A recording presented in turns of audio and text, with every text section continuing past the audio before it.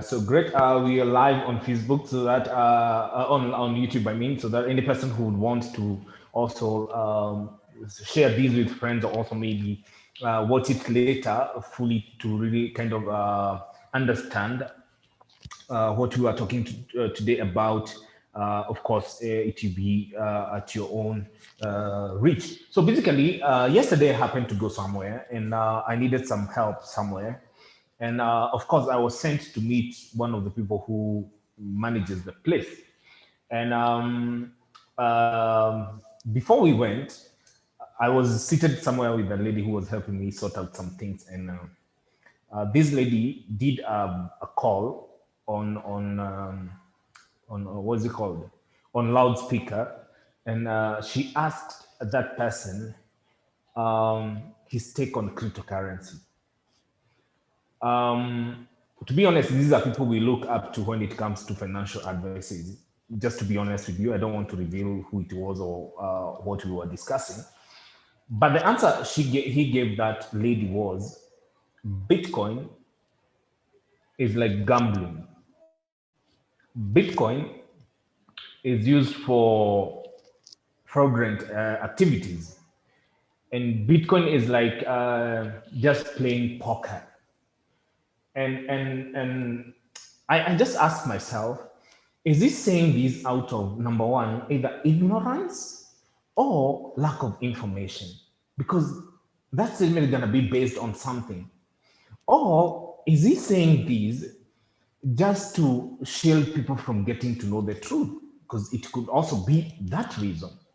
And I just went back home thinking to myself, if these are the people we look up to give us the right information so that we can make financial decisions, why are they leading us?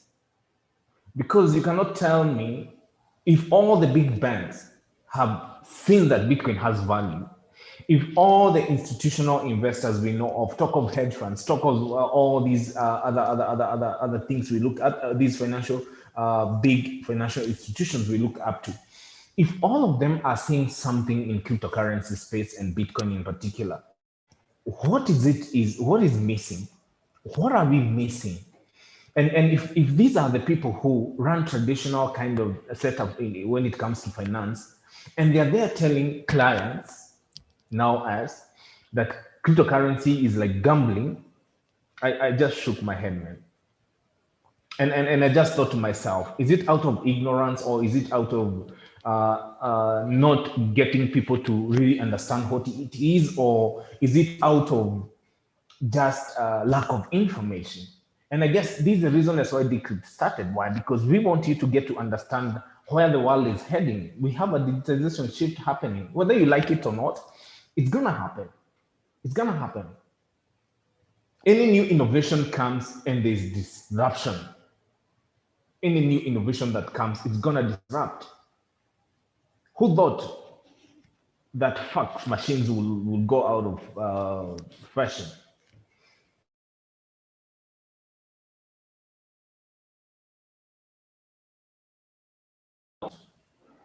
Who thought mobile phones will come and you'll do everything on your phone? Who thought? Who thought? So basically, today I just want us to go back to basics. If this is your first time to hear about Bitcoin, or maybe this is your second or that time, I want you to just empty, and I just want to go back to basic. Why Bitcoin? Why should why should I consider new ways of sending and receiving value vis-a-vis what I've been used to all these years? So allow me to share my screen. Allow me to share my screen so that, of course, we can learn one to two things here.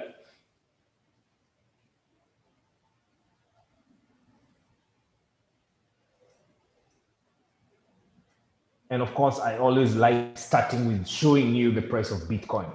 So today, 10th April, 2021, if you want to go out there and get one full Bitcoin, you need $60,670.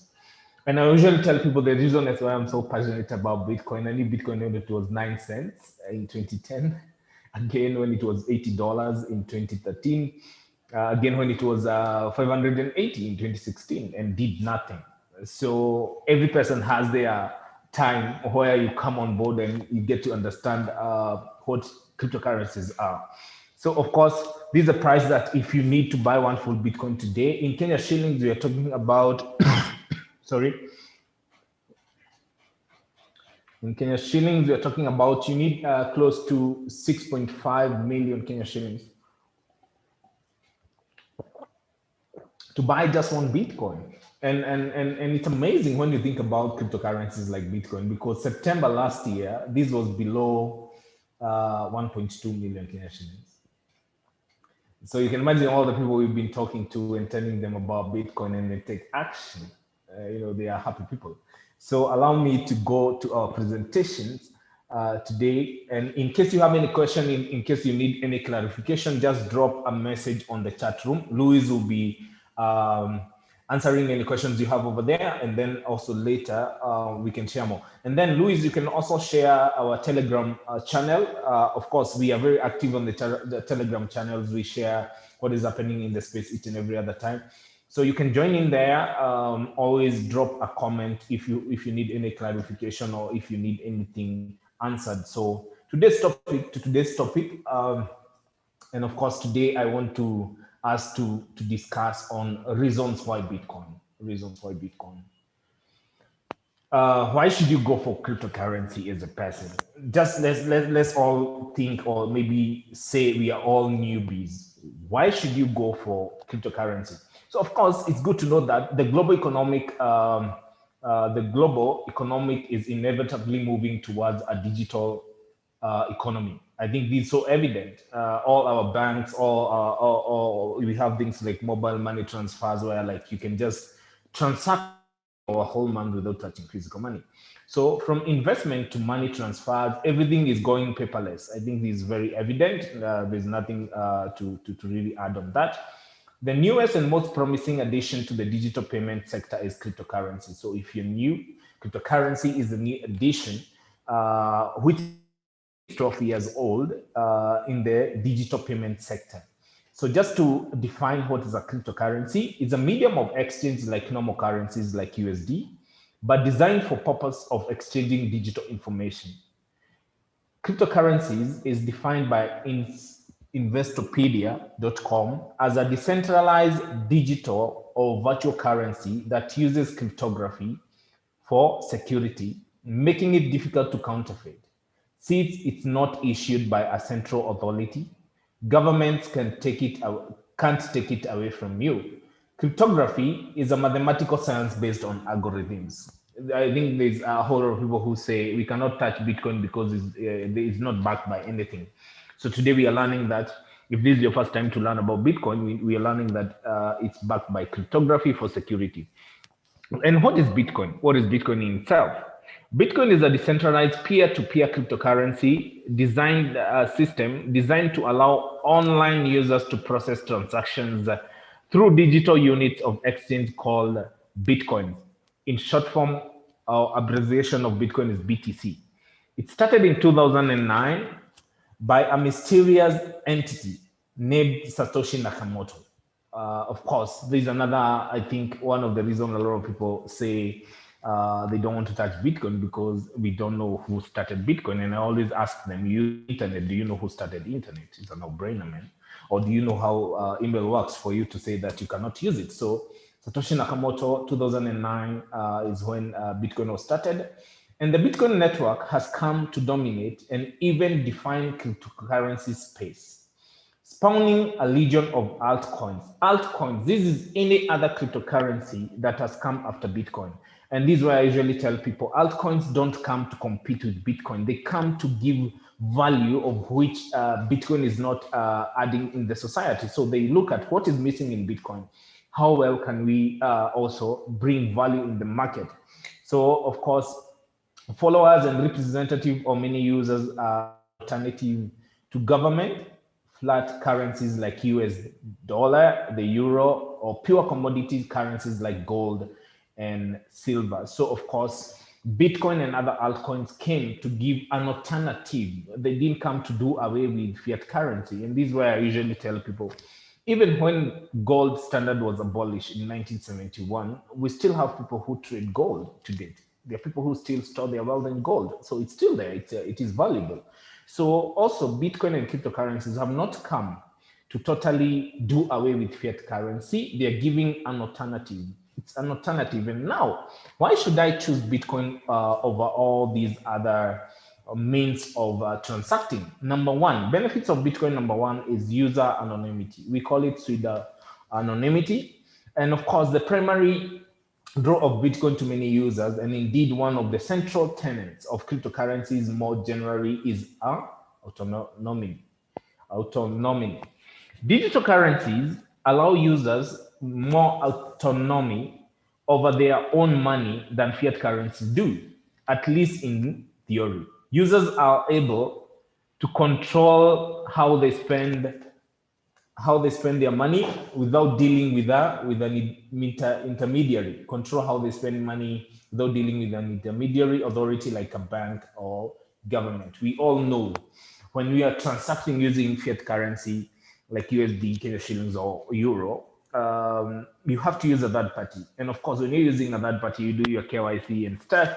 And of course, when you do that, of course, somebody has control over your wealth or your currencies. This is one of the reasons as to why benefits of Bitcoin is autonomy. Number two is discretion. So, of course, Bitcoin purchases are discreet. Unless a user voluntarily publishes his Bitcoin transactions, his purchases are never associated with personal identity. You don't need to do KYC when you're dealing with Bitcoin. That's the most beautiful thing about it. Much like cash only purchases, and cannot easily be tracked back to him. I think this is one of the reasons as to why we've seen a lot of central governments and all these institutions fighting cryptocurrency, because there is no personal identity. You are just represented by a series of alphanumerical codes. We call them wallet addresses or hash. And this is what represents me as a person who is transacting with Bitcoin and cryptocurrency. And it's very hard for you to track back to my address or even my name or my location and stuff.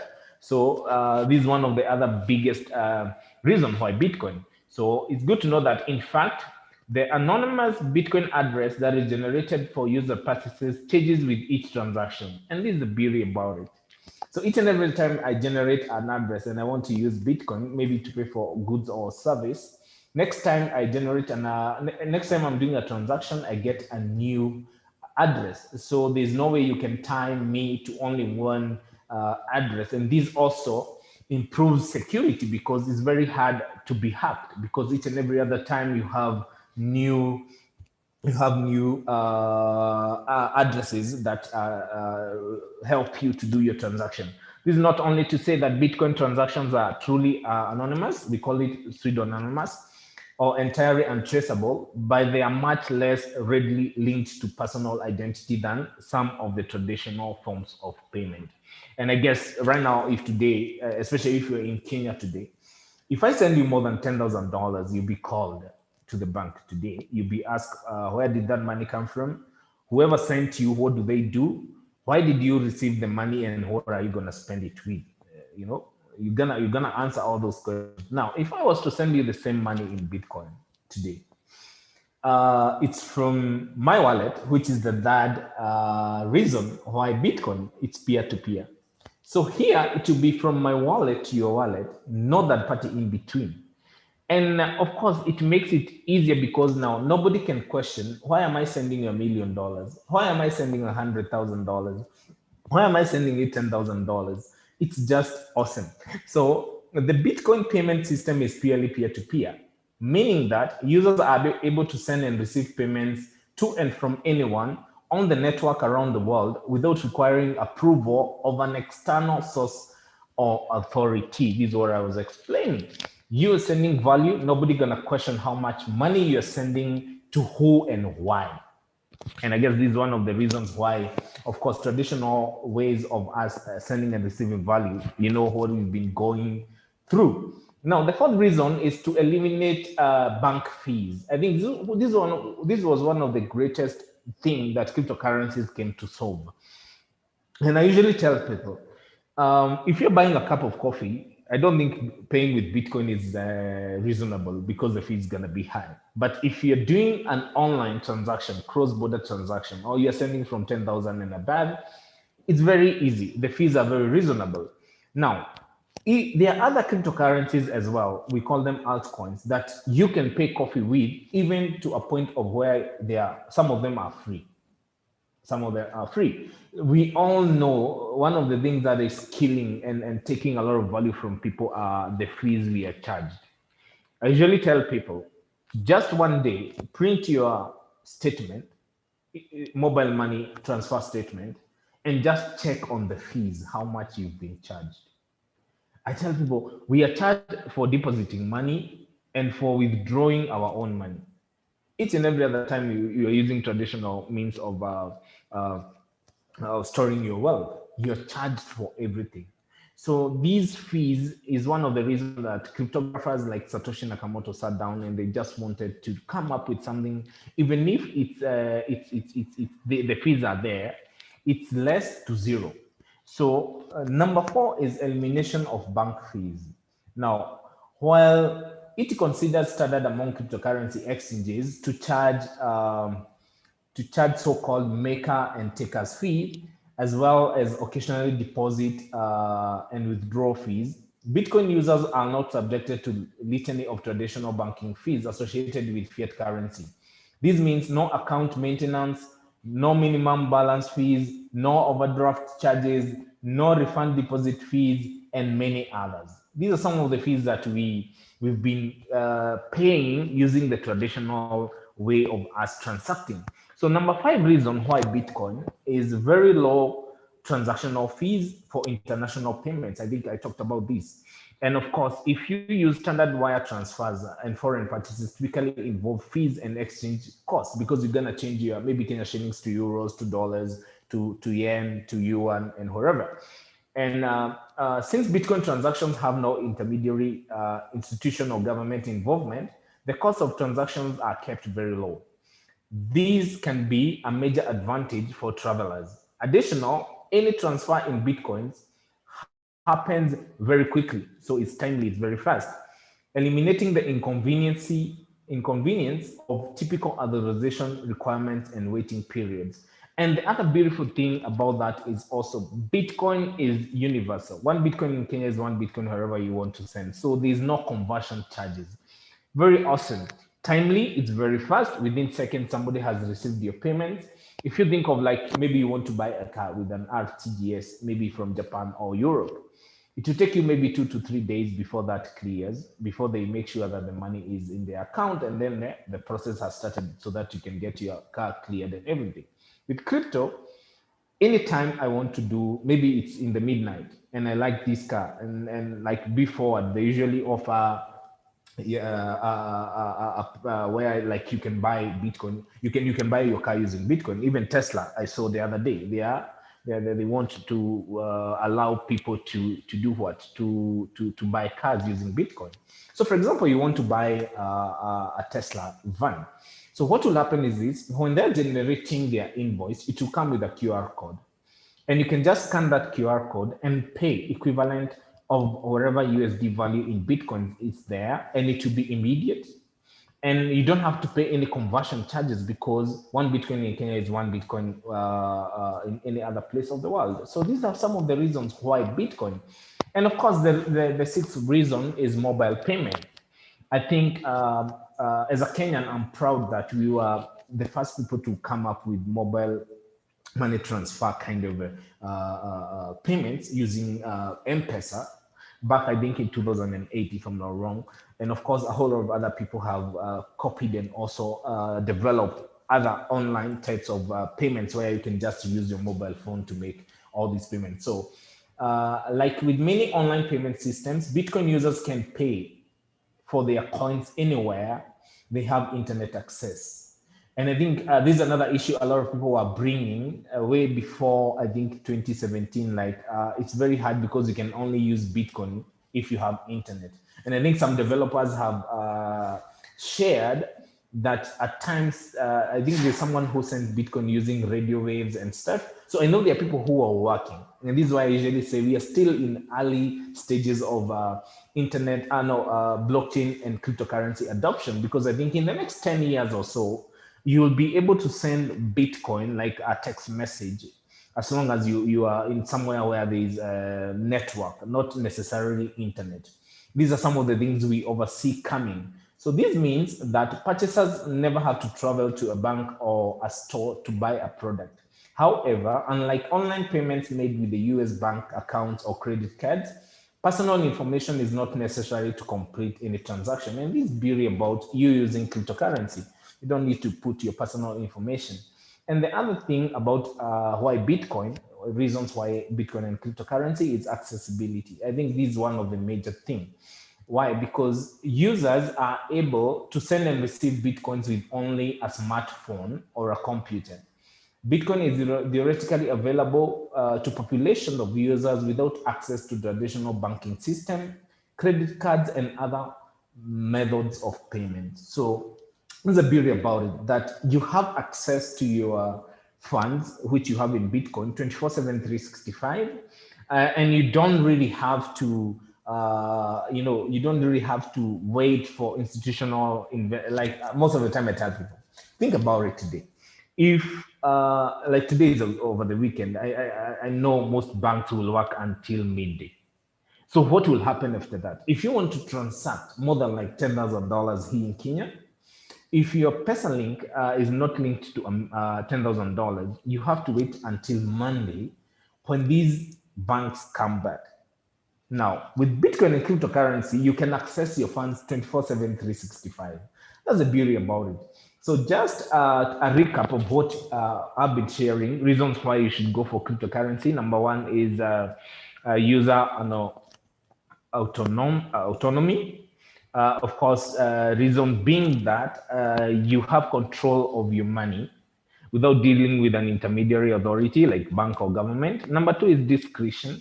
You don't need to reveal your personal identity when you're doing this, because you have an address that is generated, anonymous Bitcoin address that is generated to represent you as a user. Number three is peer focus, meaning that no third party is required or approval from an external source. You can just deal from one person to another one without really having to go through a third party. Number four is elimination of bank fees.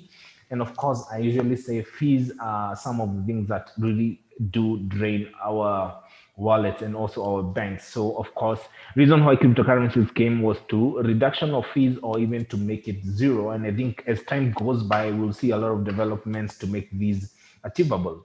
Of course, the other thing is very low transactional fee for international payments. And in addition to these, we've talked about the amount of time you spend just doing a transaction is less than 10 minutes, and you have made payments anywhere in the world. And the beauty also of no conversion charges, because Bitcoin and cryptocurrencies are universal. The other thing is mobile payments. Of course, this is the beauty about it. You just make payments on your mobile as long as you have internet access, and there is no KYC, no personal information needed to complete that transaction. And number seven is accessibility. You can access your cryptocurrencies 24/7, 365. So as we continue, I hope you're finding value in what we are sharing. So as I come to the conclusion, I just want to add one more thing and then I'll be done. So allow me to open something here. So allow me to open one slide here, and then I'll hand it over to Luis just to share with us what has been happening across the globe. So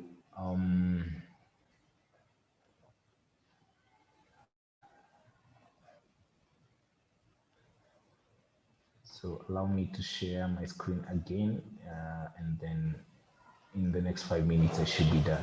So of course, another, just as a nutshell, 5 reasons why you should go for cryptocurrencies for those people who are just joining us. Of course, number one is fraud proof. It's for fraud proof. And what does this mean? When cryptocurrency is created, all confirmed transactions are stored in a public ledger. All identities of coin owners are encrypted to ensure that, that the legitimacy of the record keeping. Because the currency is decentralized, you own it. Neither government nor bank has control over it. That's number one. I think I've explained this in the other slide. The second thing is identity theft. The ledger ensures that all transactions between digital wallets can calculate an accurate balance. All transactions are checked to make sure that the coins used are owned by the current spender. And I think this is one of the major reasons what Satoshi sold. It was double spending. This public ledger is also referred to a transactional transaction blockchain. Blockchain technology ensures secure digital transactions through encryption and smart contracts that make the entity virtually unhacked, and void of fraud. With security like this, blockchain technology is posed to impact nearly every segment of our lives. So this is where I tell people blockchain is like internet. And when internet started, we had email. Now think of blockchain like internet and cryptocurrency as email when it comes to blockchain. It's just the first use case. Other than that, in coming years, we'll see a lot more of things you can do with blockchain. Now, the other thing is instant settlement. I think I've talked about that this earlier. Blockchain is the reason why cryptocurrencies has value. Ease of use is the reason why cryptocurrency is in high demand. All you need is a smart device, an internet connection, and instantly you become your own bank by making payments and money transfers. Beauty about reasons why cryptocurrency. And the other one is accessibility or accessible. There are over 2 billion people with access to internet who don't have rights to use traditional exchange systems. These individuals are clued in for the cryptocurrency market. So any person, as long as you have a mobile phone, you'll be easy to just go and get this done. And then the other thing what I love about Bitcoin is you are the owner. There's no other electronic cash system in which your account is owned by you. You become your own custodian. So I hope we are learning. I hope we are adding value to all of you. And like I said, the reason as to why I was sharing today's session is because yesterday I happened to go somewhere, and one of the people who give us financial advices said Bitcoin and cryptocurrencies is like gambling. And I felt like we totally need to understand the reason as to why Bitcoin is there, why institutional investors currently they are coming for it. And of course, just in a nutshell, is that it's peer-to-peer, not that party. The fees are low, faster transactions, anonymity. We talk about you become your own custodian, and there's no conversion charges. Why? Because of course, one Bitcoin is universal. The price is universal. So and then security-wise, it's awesome also because blockchain is unhackable. So these are some of the reasons as to why Bitcoin. Why should I stop using the traditional means of me sending value and I start using Bitcoin?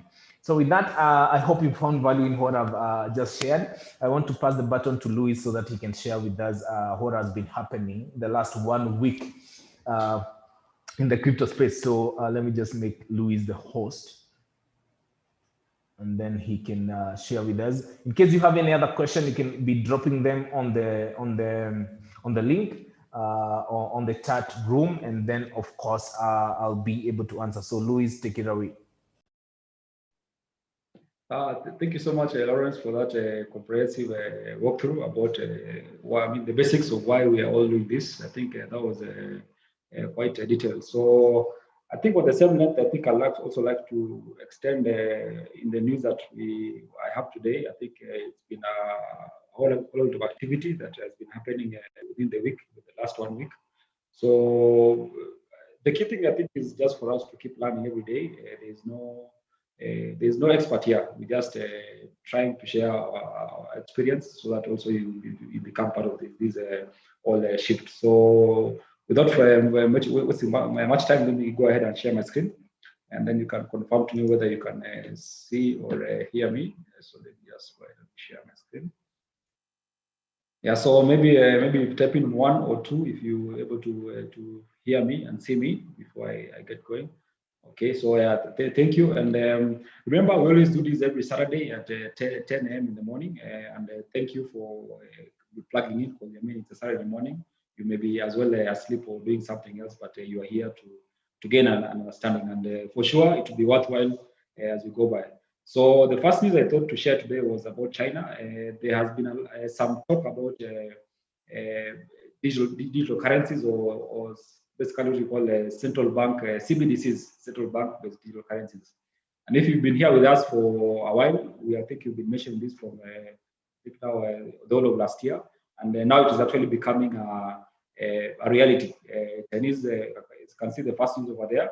Major Chinese banks are now allowing people to apply for digital yuan wallets. So you're basically having a wallet that is backed by the government, which allows you to basically store your yuans there. It's kind of similar to M-Pesa, but now it's not Safaricom. It's now the government owning the wallet.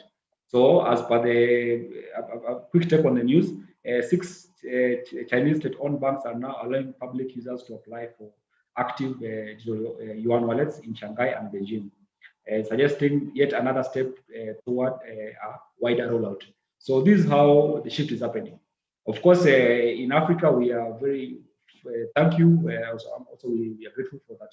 We are discussing this. Most people actually within the African continent are not really aware of what is happening, and this is where now you say you are ahead of the curve, and this is where people make quite a number of wealth because of seeing this early. So this is well in order, and I think. If you want to maybe to read more about the news, always request for these links that we share, then you can read for you a sub later. Japan also is not left behind, as you can see over there. Japan Central Banks begins digital currency experiments. So it started with China. You've seen US also talking about CBDCs. You've seen Germany. You've seen Switzerland. You've seen Japan, as you can see over there, the Bank of Japan announced on Monday that it has begun phase one of central bank digital currency experiments. So the first phase of experiments will focus on testing the basic functions of CBDC as a payment instrument, such as issuance, distribution, and redemption. Phase one will be carried out through March 2020. So you see, these are ongoing projects. And just maybe to digress a bit, of course, we know very well about the US, China, kind of like a business war that is going on. And at the moment, I think China are really way much ahead. And I think towards the end of this session, I'll be sharing one of the documents by the US intelligence platform. They actually they do like annual reports of kind of like the FBI or CIA on how the economies and the finances heading. So I'll be touching on why I mean that China is actually very much ahead and most countries are following suit. I think Kenya, we're not very far. Of course, unfortunately, we are focusing on different things right now. Moving forward, this was about another billionaire, actually from Norway, who actually, so as you can see over there, billionaire who recently asked for EU to ban Bitcoin decides to invest in Bitcoin again. So this is how people are shifting. One time, people are saying, "Oh, Bitcoin is a scam. Bitcoin is a bubble," just as Lawrence shared as he was opening the first session, whereby one of the banking institutions that he was talking to for some matter, hearing the kind of comments they are saying is quite misleading. Yet, I mean, for this billionaire from Norway, he actually said it also. He didn't. He said actually he recommended the EU to ban Bitcoin. At the moment, he's actually investing a lot of it, a lot of his fortune onto Bitcoin, which tells you that time and again, this industry is growing. It's all up to you to see and also take action. Moving forward to other news, talking now about actual use cases about cryptocurrencies and blockchain. You can see New York launches a blockchain-powered COVID-19 passport. These what now to call the actual use cases. And I think I'd like to recall a comment that our own CBK governor, Dr. Njoroge, said that they have better things to focus on apart from cryptocurrencies and blockchain. And yet now you see fast-moving countries are actually implementing issues that deal with blockchain, also COVID, what we're actually facing. The other country to also work on that is also South Korea. As you can see over there, South Korea to launch blockchain-based vaccine passports. So the Prime Minister of South Korea has announced a blockchain-based vaccine certificate will launch later this month, but the concept has proven controversial across the world. Of course, anything new will always be controversial.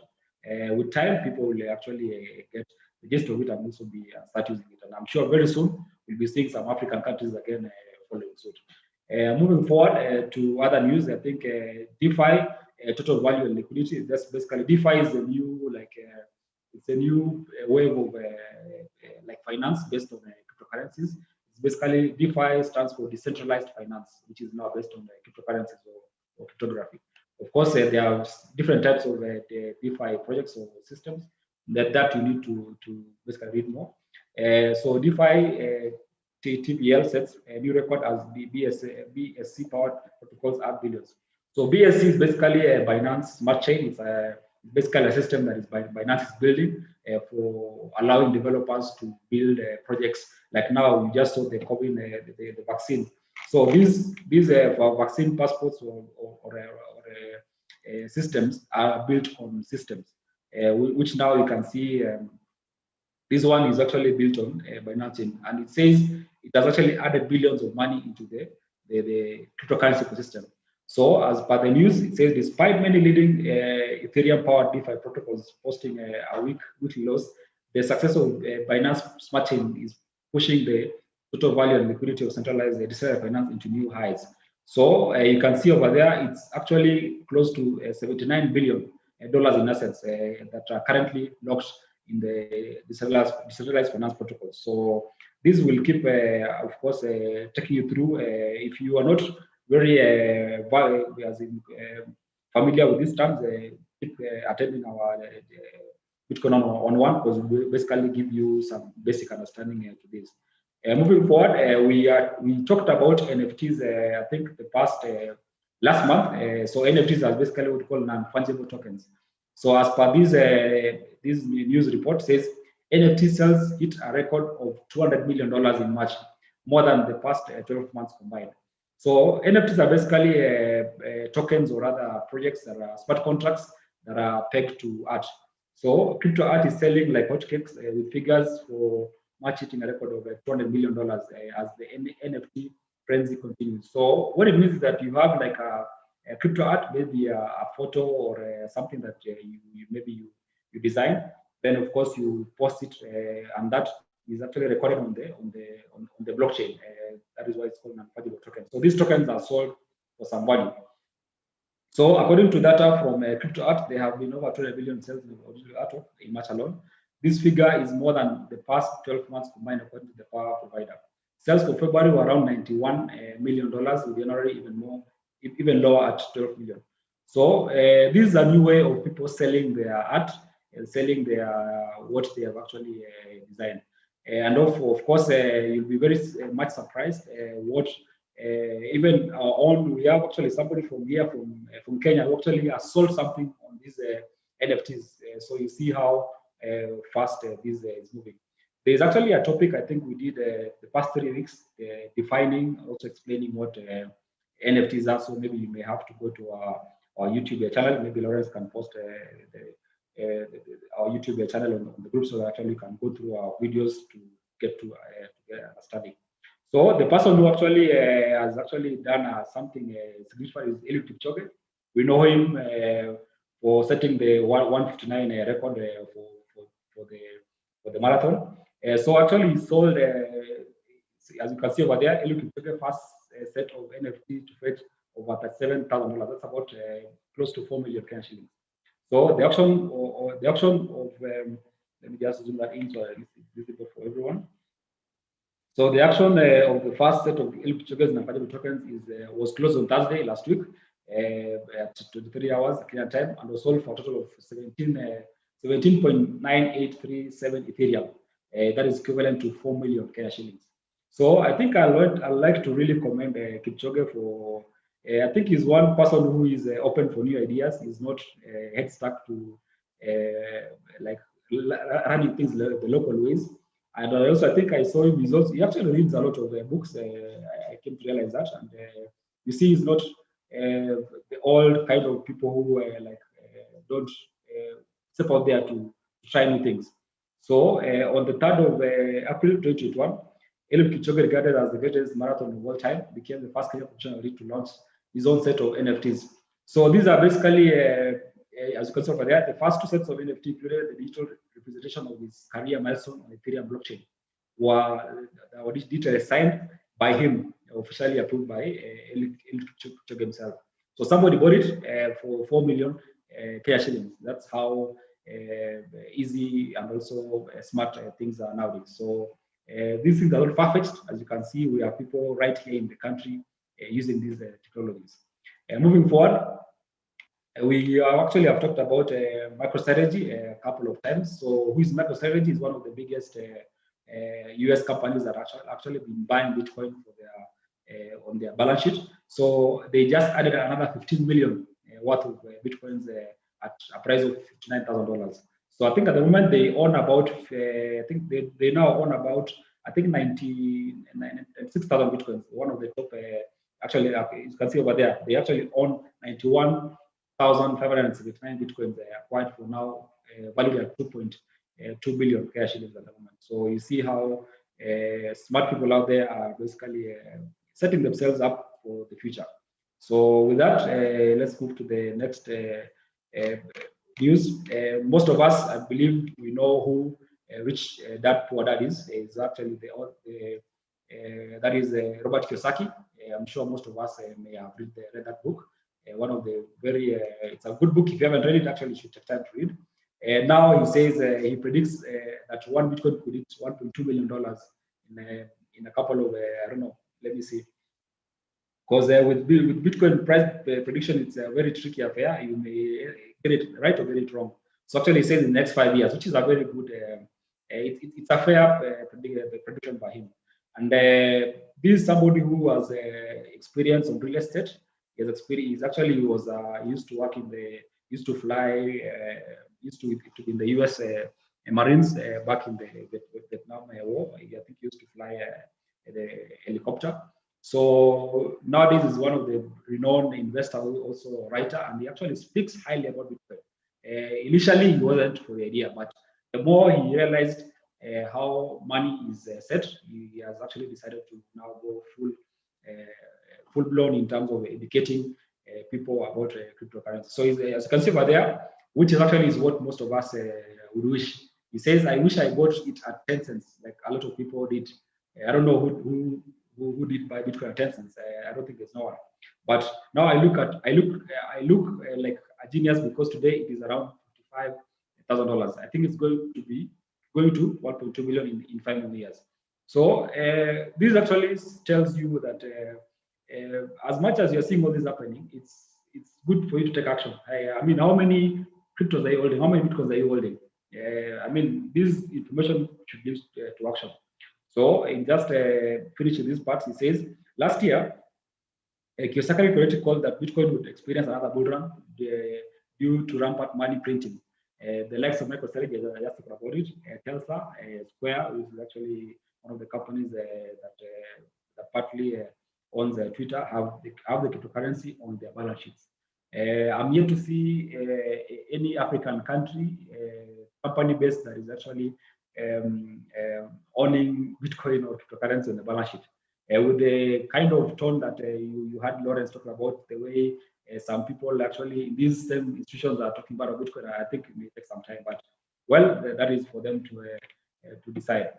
Moving forward, I think we also see some other predictions again. Bitcoin may hit $288,000 this year.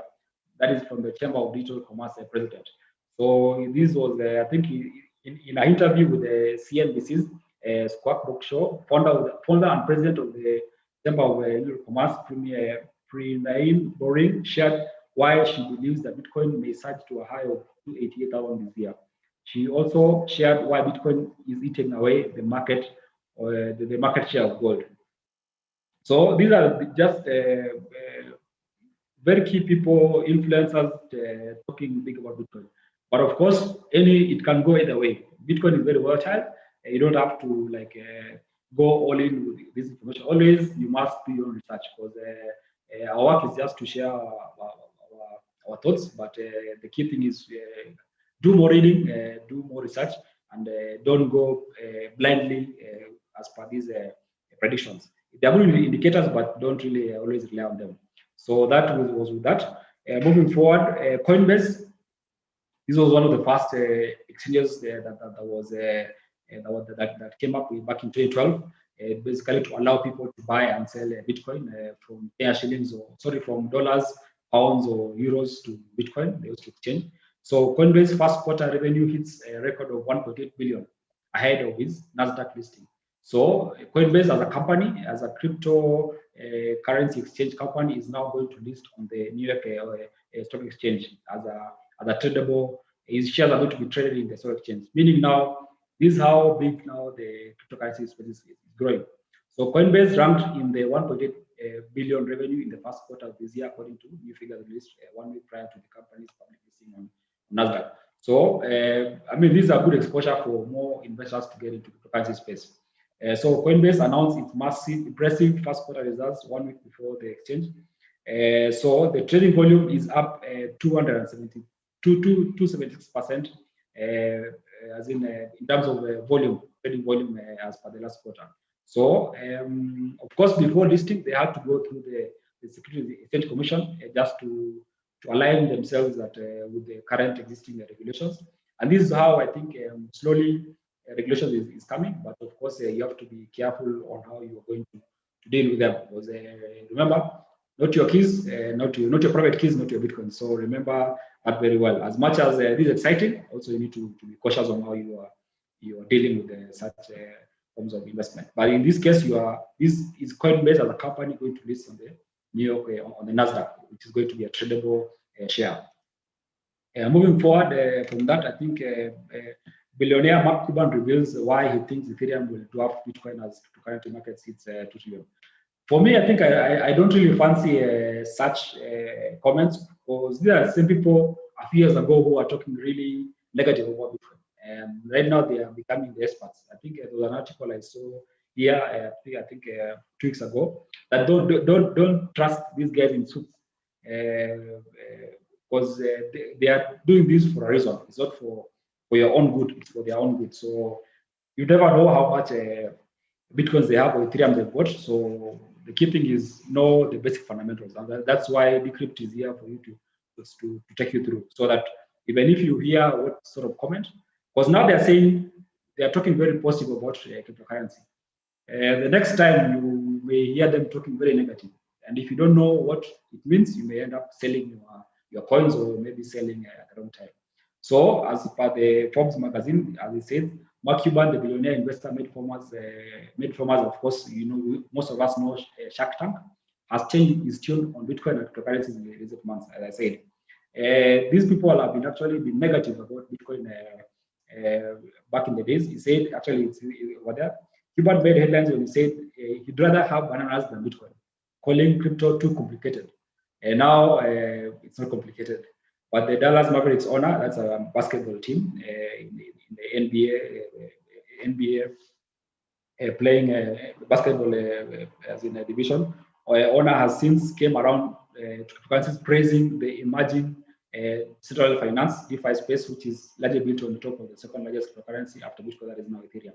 Well, I mean, those are, as you can see, it's good for the growth of cryptocurrencies, but at the bottom line, you need to know why you are here, and that is actually why the topic of today. Why Bitcoin? Why cryptocurrencies? That should be a better guide than following these people. The other from Ukraine, I think they had a disclosure. I think most of the parliamentarians and government officials they declared their crypto earnings as per their filings. So as per now, you can see over there, Ukrainians own 45,000 bitcoins. That is as per what the filings came about. So civil servants, policemen, diplomats, and overall 652 Ukrainians have declared they own Bitcoin and other currencies following a law that requires declaration of crypto holdings. So you can see that overall, 46,351 Bitcoins have been declared, worth 2.6 billion. A significant sum of, for this country that are a GDP of about 150 billion.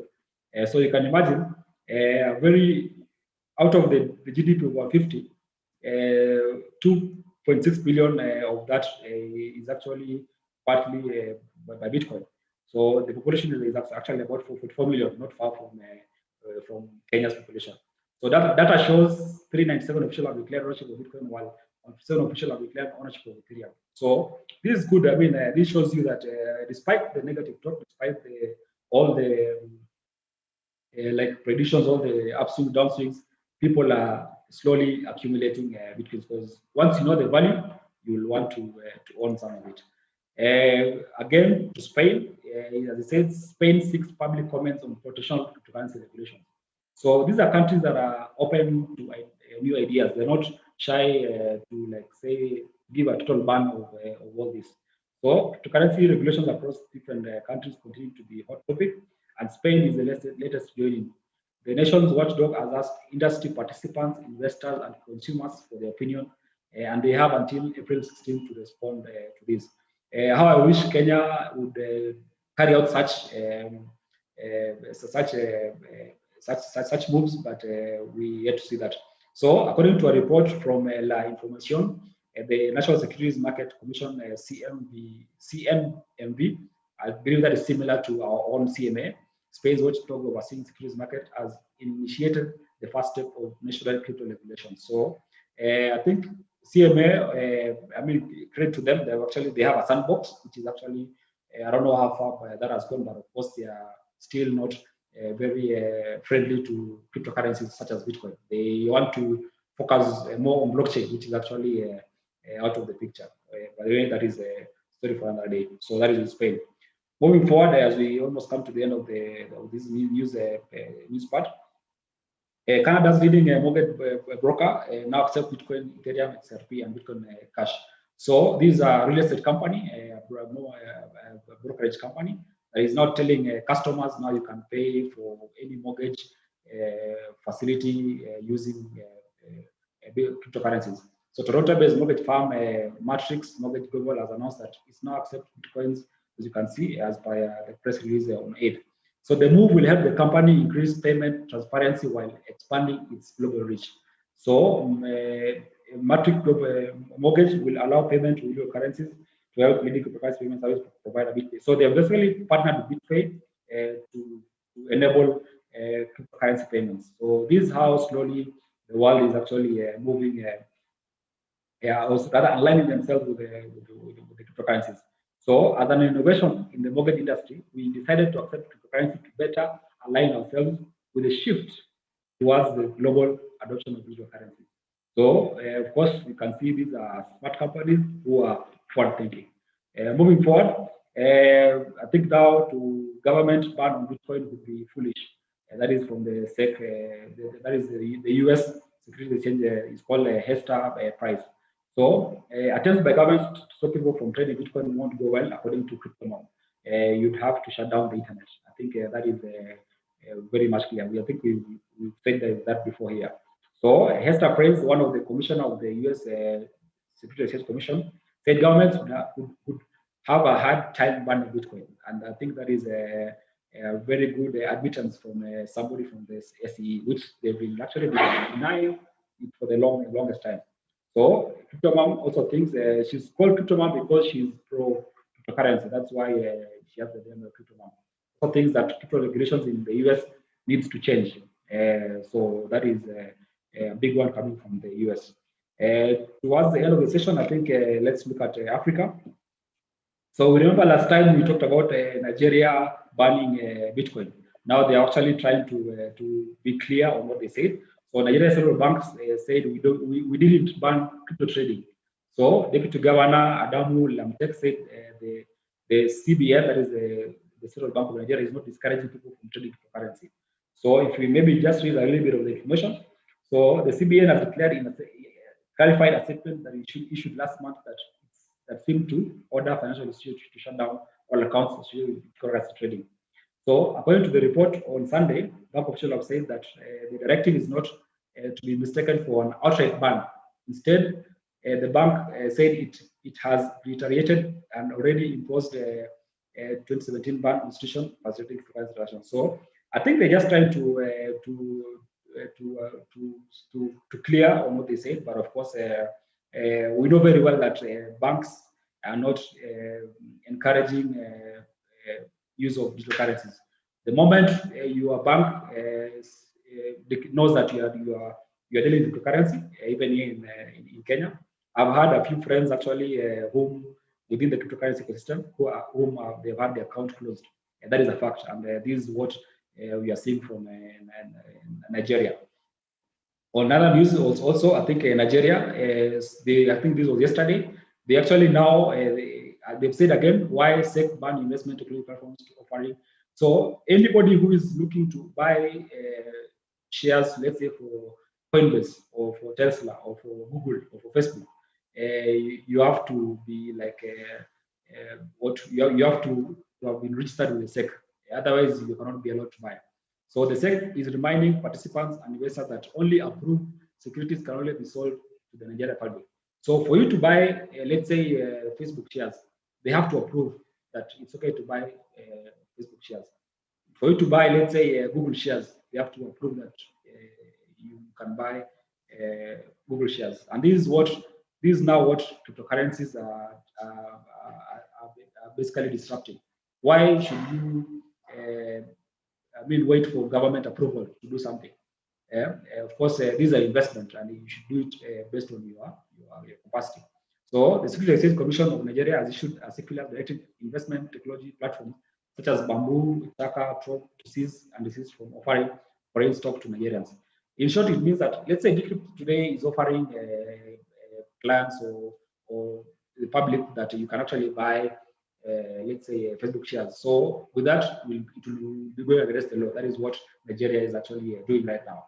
So proliferation of unlisted online investment on trading platforms facilitate access to.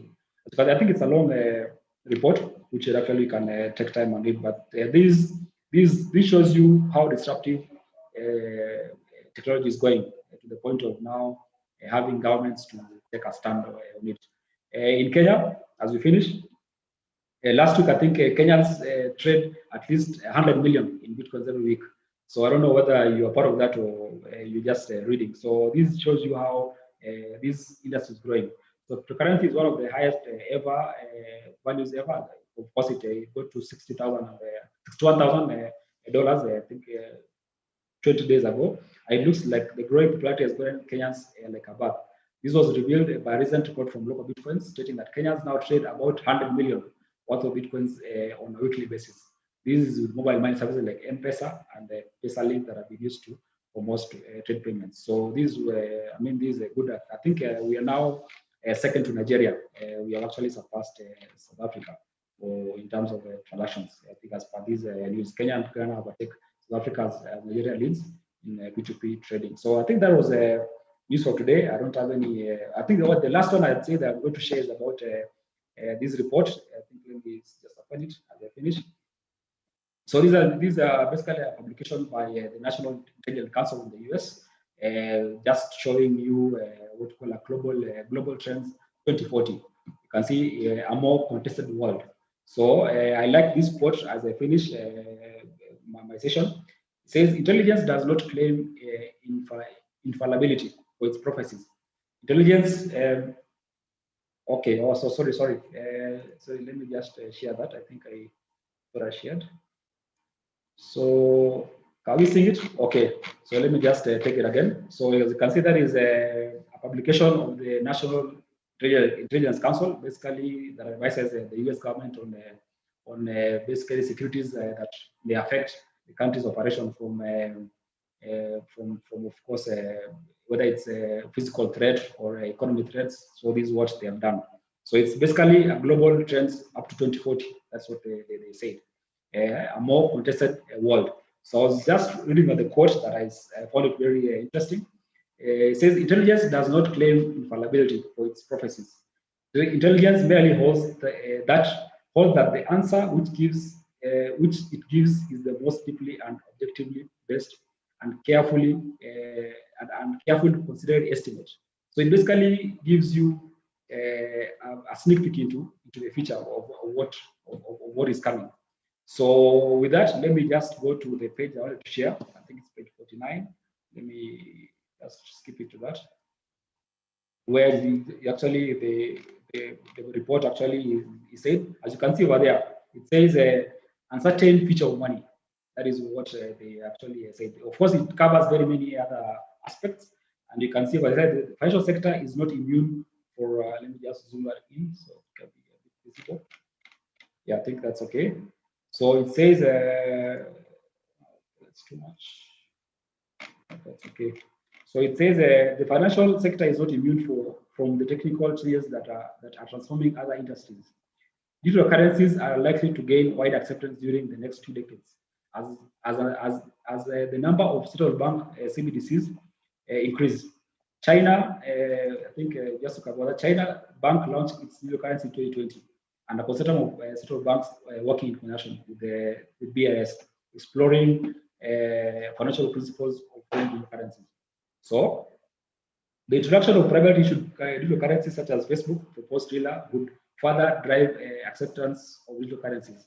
The extent to which privately issued digital currencies will provide a substitute for the use of national or regional fiat currencies, including the US dollar and the euro. Settled transactions will depend on the regulatory rules that are established. So I think the last part that I liked is this paragraph.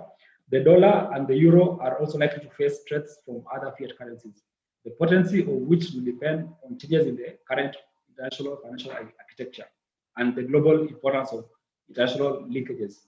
Privately issued digital currencies could add complexity to the conduct of monetary policy by reducing countries' control over the exchange rates and money supply. So I think that coming from the International Intelligence Council is actually quite the same. Actually, the same platform has talked about the Chinese government coming up with the CBDC. It is happening. So these are things not to be taken lightly. That's why for us, it's we see a very bright future in anything. So with that, I think I'll stop my share there. Thank you very much. We'll also be here for any questions, any clarification, and yeah, thank you. Let me just pass over the hosting rights back to Lawrence. If you need any of these documents or links, make sure you follow our Telegram channel, and also you can ask for any links that we've shared today. So let me pass the hosting rights back to Lawrence, and then thank you. Okay, awesome. I think that was a really detailed summary of what is happening across the globe, from CBDCs to institutional investors coming on board to what these icons, we call them icons, are doing in the space. And of course, Louis has talked about don't listen to these guys in suits. And I think it's a high time, like even when we talk about Bitcoin and cryptocurrencies, one thing I tell people is that do your own research. Remember, there's no expert. Crypto value and price is dictated by markets. But one thing I want to also maybe mention, Louis talked about Eliud Kipchoge selling one of his arts, NFTs for close to 4 million Kenya shillings. The beauty about you selling your art with NFT is that anytime that NFT passes from one person to another, as the person who originated owns that patent right, you get a certain percentage of the value that it will be going to the next person. Unlike when I'm just selling my piece of art to a person, I change ownership from me to them. Now with NFTs, you still remain with a certain percentage of ownership once you sell it on NFT. So you can imagine if the person who bought that photo by Elliot, the NFT, if they decide maybe 2 months from now to sell it for a higher price, there's something which is gonna come to Elliot as passive investment. This is the beauty about blockchain and what it's bringing in the space. It's just amazing the amount of stuff and transformation that it will do. So I do hope and pray all of you have had value in our session. Always join 10 a.m. Share the link with your friends. Follow us on Twitter, Facebook, Telegram, LinkedIn, and also do subscribe to our YouTube channel. You can watch all the other videos we've really been talking about in terms of things like CBDCs, what cryptos can do and stuff. And of course, it's great to see most of these guys who used to bash Bitcoin and talk ill about them. Now they are the experts, like Louis said, the men in suit. Remember, we are not experts. We're just here to share information, learn from you, you learn from us. In case you have anything you want also to us to discuss for the next Saturday, feel free to drop it on our Telegram channel or even on our WhatsApps and or messages and stuff on Facebook. We're gonna do a research and then we'll have an interactive session next Saturday. So God bless you, God bless your families, God bless your businesses, and remember, do your own research if you are intending to come to the crypto space. There's no free Bitcoin, it's value for value. Invest what you are, of course, willing to lose, but of course, information will help you make the right decision. God bless you all, God bless your families, God bless you businesses and everything you intend to do. See you again next Saturday. I don't think there's any questions so far. So wish you a great weekend